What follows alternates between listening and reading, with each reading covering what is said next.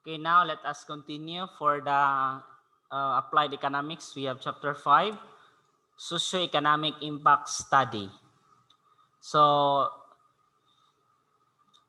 we have the theory of consumer behavior. Okay, class. So consumer theory describes how consumers make decisions on what to buy. So okay, from the consumer, so kita na consumers.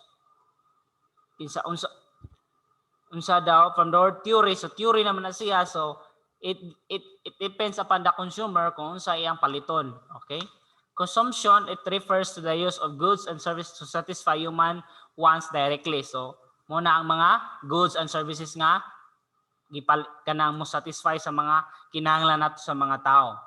So we also have the utility function. So a consumer aims to maximize that satisfaction he or she derives from the use of a good or a service. So we have utility. Utility is the term used for satisfaction. Utility is something intangible. The intangible mean to say dili mahikap, intangible. As such, it is not easy to measure. Quantifiable goods are subject to measurement. They can be expressed in numerical values. In order to make easy to understand the concept of utility class, we shall assume that it is measurable in units, which we call utils. So ang util class is one of the unit of satisfaction. Ara makuha na to. Let us just assume, because utility kay dili man siya, intangible man siya. So let us assume nga it is measurable in units niya. Ang units nga ma-measure class is called utils. A util is a unit of satisfaction. So utility function class shows the relationship between utility and consumption. In equation form, it is U is equals to the function of consumption.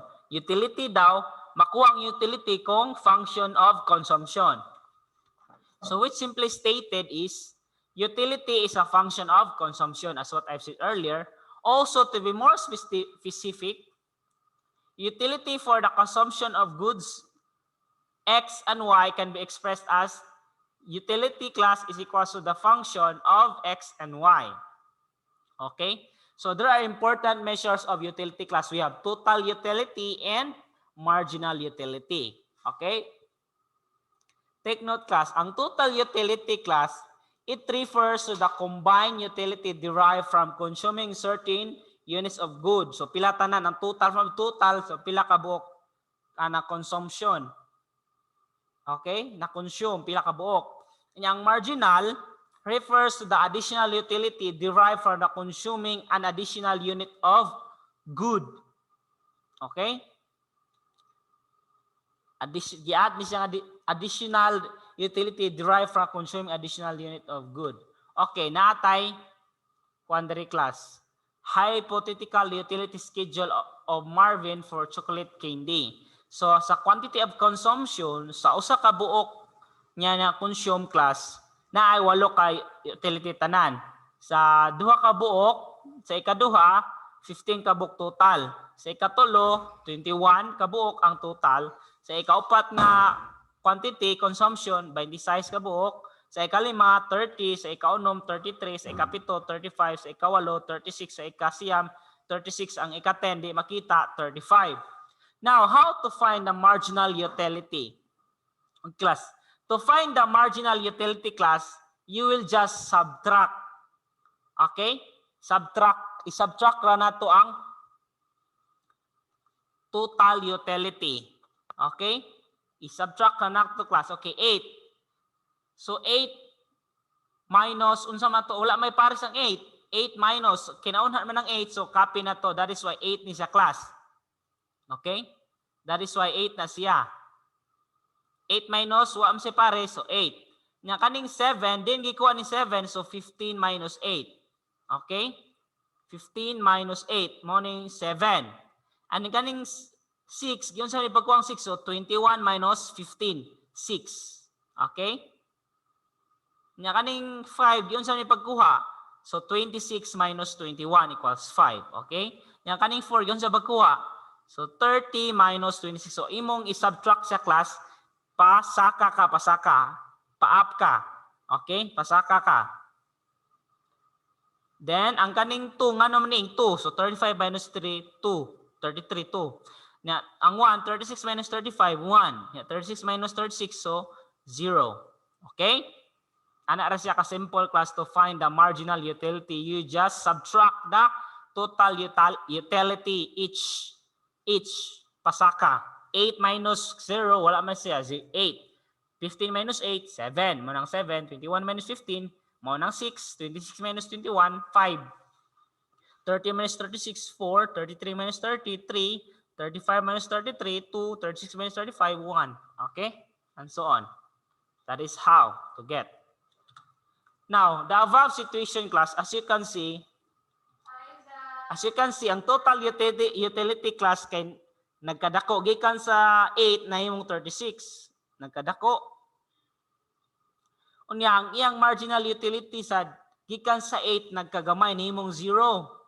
So the above situation class illustrates the law of diminishing marginal utility. Okay? Diminishing, so nagka-gamay, diminish. O sa math pa, ang diminish case is gamiton niya sa subtraction. Or nakuan. Okay? The law of diminishing marginal utility. So the law states that as additional units of good are consumed, the additional utility derived from each additional unit tends to diminish. The reason for this behavior is the situation of the human wants. Okay? Man wants can be solely at a given time. That is why the owners of Vikings, Stats, or Buffett 101 do not lose money even if people are free to eat all they can. At some point, they will simply give up eating because their wants have been satisfied. Okay? So we have significance of consumer behavior in business. So the consumer is the person who buys the product business offer for sale. Of course, ang consumer, yun na. It is therefore imperative that we get to please the consumer so he or she will buy from us instead of from our competitors, and also that once he buys from us, he will be loyal to us and not buy from other sellers of the same product. Knowing how consumer satisfaction is maximized will help a business in always keeping the counter's welfare the topmost priority. We have next the production theory. So production class refers to the use of economic resources to create goods and services that will be used to satisfy human wants. So production class mo nang gigamit sa mga resources sa paghimo sa goods and service aron ma-satisfy ang mga kita tao human wants, because you know as human as we are, ang mga tao is daghan og gitawag natin unlimited wants. In this chapter, we'll focus on the behavior of producer in attempt to maximize output. The theory of production is an analysis of input-output relationship. So you see, input refers to the resources used to produce goods and services. Ang input class mo na ang gigamit sa paghimo, gigamit. Unyang output mo na ang the product created as a result of combination input and production price. So mean to say class, ang output is mo na siya og the result product. Mo nang result kanang mean to say kanang finished product na mo na siyang output. Ang input is kanang naghimo pa ka input. Ang output is kanang nahimo na. Okay? Final product, the result na siya. Okay? Then production function is an equation showing the maximum output of commodity that a firm can produce per period of time with each set of input. And then class input and output are measured in physical rather than monetary units. Output class is equals to function of input. Then the production function class is represented in the equation O is equals to Fi. So muna siya, output is equals to function of input. Where O stands for output, I stands for input.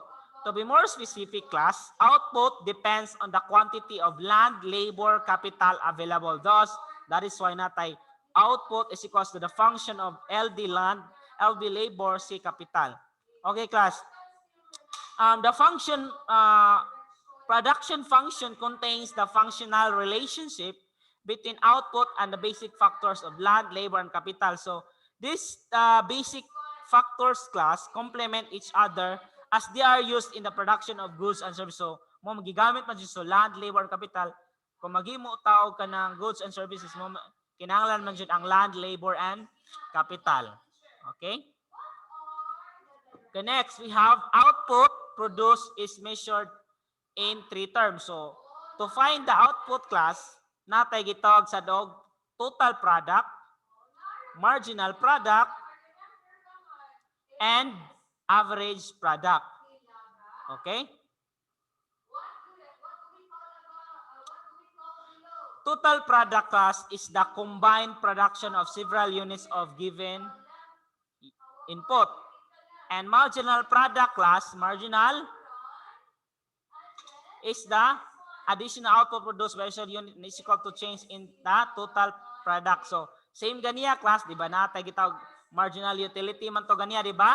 To find the marginal utility, subtract kagya po nato pasaka ta. Then, same sa marginal product. The change, when word change is kausaban niya ma-change in total product. So, ang average product class is refers to the contribution per unit of input and is equals to the total product divided by input. Okay, class. Ang average product, ang saan pagkuha, i-divide daw nato ang total product sa input. Okay, marginal product. So, we have quantity of labor, we have production schedule for output X with the variable labor input. So we have quantity of labor input 1, 2, 3, 4, 5, 6, 8, 9, 10. Yang total product sa 1 kay 10, sa 2 kay 22. Given na nidahan ang class total product of quantity of labor input.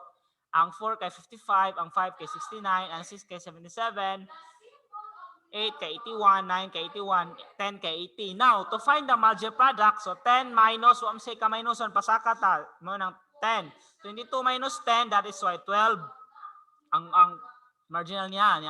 37 minus 22, mo ng 15 yung marginal product. 55 minus 37, mo ng 18 yung marginal product. 69 minus 55, that is why 14.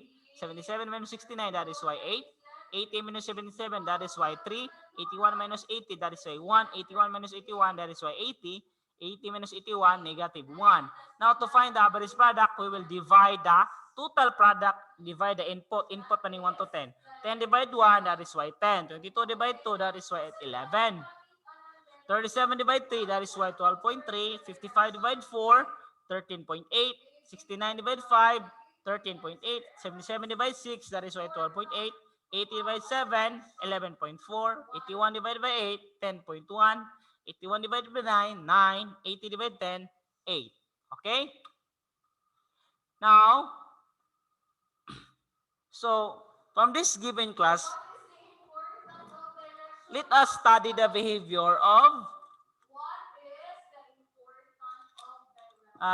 different product values as the quantity of labor input increases. So, we can say that class that ang addition of additional labor inputs leads to proportional greater increase in total product or output. Okay? Di ba ang total product kay nagkadako? Di ba? So, total product continues class to increase but already at decreasing rate. So, this happens from 5th to 9 input of labor. So, here class, so as you can see, ang marginal product and average product already show decreasing values. Diba? Nagkagamay. Ang marginal product, nagkagamay. Yang average product sad, nidako, dinigamay. Okay, decrease gid siya. So, upon the addition class of 10 input, the marginal product class is now negative. So, diba? Negative 1. Pag abot sa 10, nahimo ng negative 1. 80 minus ito, negative 1. So, the same version class, it is behavior leads as the law of diminishing marginal return. Okay? Kung sa niya class, law, di ba ganiya kay law of diminishing marginal utility man to ganiya. Karon, it states the law of diminishing marginal return. So, marginal return is ya. Kato ganiya, utility. Okay? Now, let us proceed to the significance of the production theory in business. As we already learned, a business is engaged in providing goods and services to consumers with the goal of making profit. So of course, kung maghimo tag business, one of our goal is to make profit. Of course, nginalan siya tag kita. Ano magtukod man tag business kung wala ka nag-aim of kita. So may padi na lang. So although some businesses are engaged in retailing goods that they bought from producers, and many businesses produce the goods that they sell. It is therefore important for the business operator to be aware of the production behavior that will maximize output within limited quantities of output available to him or her. This is in turn will have profits for the enterprises. So next is socio-economic impact of business. So today, putting up a business is not just all about profit class. It also conserves the consumer welfare, job creation, environmental issues, uplifting the quality of life, contributing the economy. So dili na about kanang apil na siyang kung maghimo tag business daw, one of the kwan is dili lang tanan kay maghimo makakita tag profit. So apil na siya ang conserve the consumer welfare nato, job creation, environmental issues, apil na quality of life, o nana.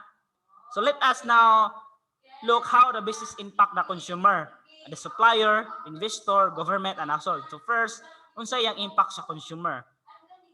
So a new business, especially one that is innovative and focused on bringing some new product or service to the market, it is always welcome to the consumer who is looking value for his money. Of course, so if the new business is selling a product that has close substitute in the market, then the owner of the business will try his best to win the consumers away from the existing sellers by offering something that will benefit the buyers. So of course, because how can the business accomplish this? So one good way, class, is to innovate the product. So come up with new features that are not found in existing competing goods. So this can be form of in a better appearance. So a new feature or ingredient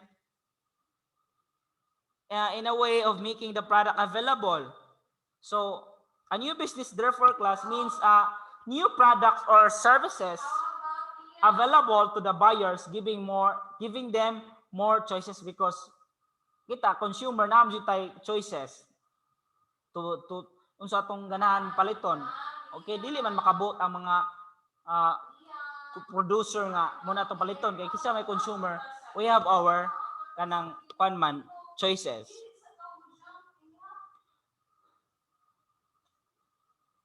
Okay, muna siya ang impact sa consumer kita. Now impact on suppliers and investors. So sa impact nila kung magkuan og business. So a new business will also provide opportunities for suppliers and investors. If new construction company set up, then this opens up opportunities for the other business that will supply them their needs: tools, wood, cement, steel, paints, nails, screws, and decorators. And many suppliers will now get a chance to sell the newly established business, which means income for them. Okay, so of course, ang impact sa suppliers and investors, kung naitukod nga construction, of course, dili ang katong mga mo supply, siyempre, na sa opportunity, mahalin jud nila. Supply sila tools, wood, cement, nga pag ihimo sa pagtukod sa building. Okay? And then, many suppliers will now get a chance to sell the newly established business, and which means income for them. Okay?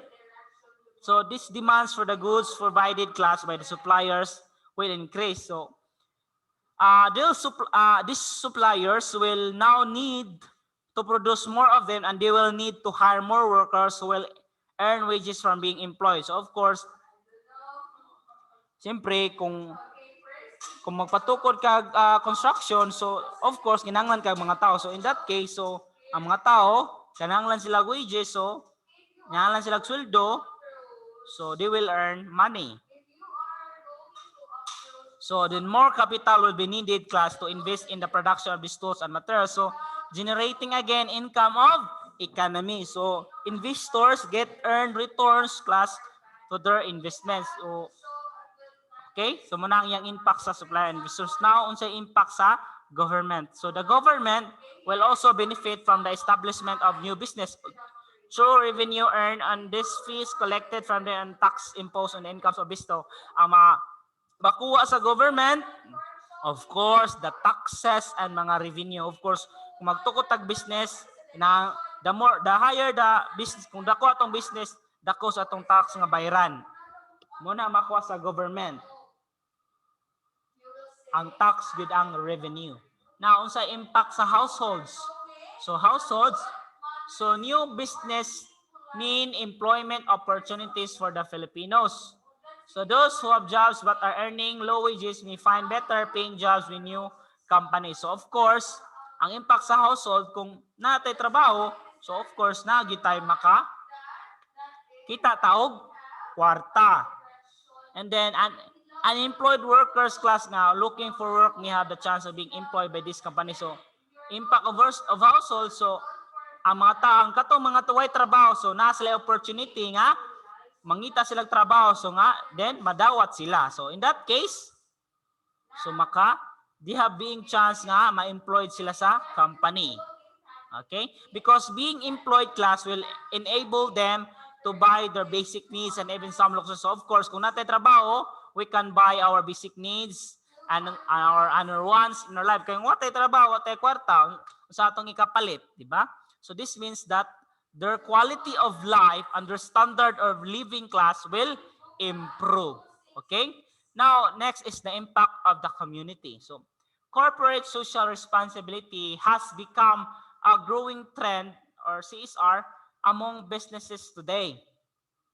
So as a result of this, corporations and even small businesses have increased their focus on projects that provide scholarships to poor but deserving students, allocating budgets for housing for low-income families, such as participation of programs. So ang impact sa community class, ang matabang sa community, so muna nag-provide sila mga scholarship, kanang especially kanang na mga dili ka-afford to eskwela o college, so na mga muna makaidungog mong nice scholarship sa mga schools, mag-working scholar ba ka, or mag-dancer scholar, or mag-academic scholar, muna siya.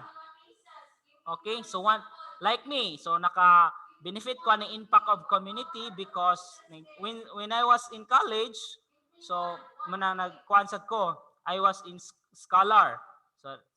So muna siya, dako sa tabang ang community. Because